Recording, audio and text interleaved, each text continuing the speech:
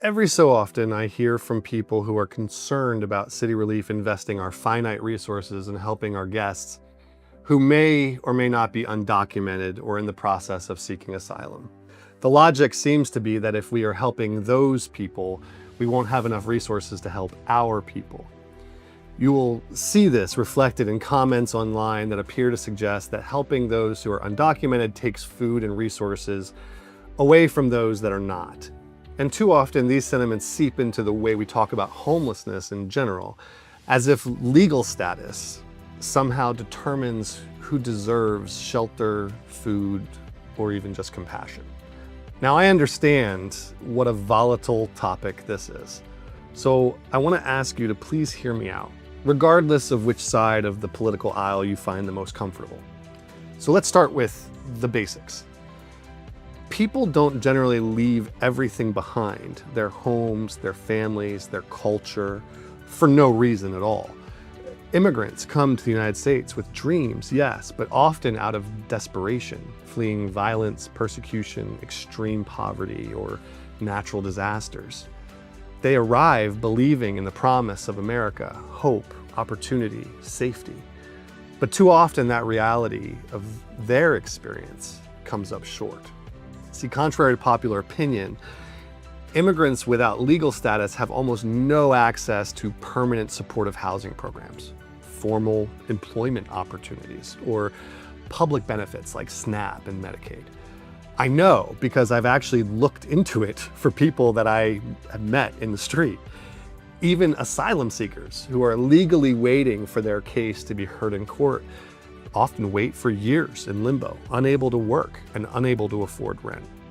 And the result, many become homeless, not because they are lazy or because they want handouts, but because we have collectively accepted a scarcity mindset that believes my gain necessitates someone else's loss.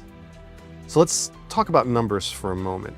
According to the National Alliance to End Homelessness, immigrants are more likely to be unstably housed due to legal barriers to housing and work. In cities like Los Angeles and New York City, as many as 1 in 5 people experiencing homelessness are immigrants. But there's another side to the story, and one that we don't hear often enough. Immigrants who are given support often succeed beyond expectations. Did you know over half of Fortune 500 companies were founded by immigrants or their children?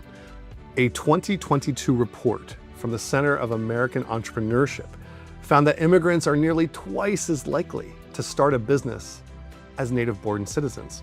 And research from the National Bureau of Economic Research shows that immigrants contribute more in taxes over a lifetime than they consume in public benefits. In other words, when we invest in people, regardless of how they arrived, we all benefit economically, culturally, spiritually. And as people of conscience, and for many of us, as people of faith, we are called to see every single human being as intrinsically valuable and worthy of love and support. In the scriptures in Leviticus 19:34, we're reminded, the foreigner residing among you must be treated as your native born. Love them as yourself, for you were foreigners in Egypt. Compassion is not conditional. It is not earned. It is our God-given obligation.